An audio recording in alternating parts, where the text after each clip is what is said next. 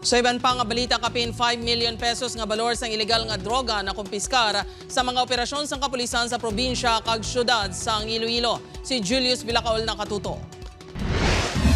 Arestado ang live-in partners nga sanday alias Boss sa Sibalo Mantique kag alias Marian sa Tabuk Subaharo, Iloilo City.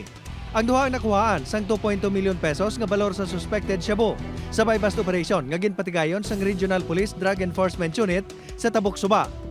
Sa salakyan sa mga arestado, may na-recover pa nga isa ka 9mm pistol. Mga isa man kabulan nga ginpaidalo mga ini sa surveillance. Iloilo City kag First District sang Iloilo ang sakop sang ila operasyon. So, phone, tangkol sa kanay, at yung na ihatag sa inyo ng droga. Naglabot naman sa masobra 1 milyon ka pesos nga balor sa suspected shabu. Ang nakuha sa 61 anyos nga ginkilala kay alias Norman. Ang operasyon ang ginpatigayon sang La Paz Police kag sang Philippine Drug Enforcement Agency sa barangay Nabitasan. Magluwas sa illegal nga droga. Nakuhaan man ang subject sang isa ka homemade nga didose nga pusil. Makalipas ang isa ka semana nga surveillance, natigayon nga madakpan sa Santa Barbara Police anday alias Nene kag alias Arnold. Ginpatigayon ang operasyon sa barangay Tungay.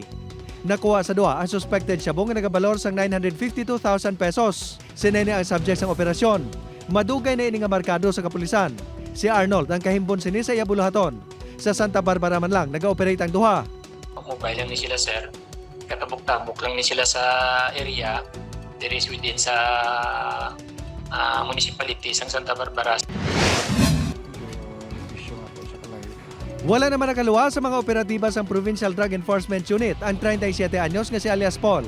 Sa bust operation sa barangay Ungka 1 Pavia, ini ang nakuhaan sa suspected shabu nga nagabalor sang 850,000 pesos. Ang subject ang tumandok sang Gimaras, apang ini ang nagapuyo na sa Santa Barbara. Upod kay Cirilo Rendoque, Julius Villacaol. 1. Western Visayas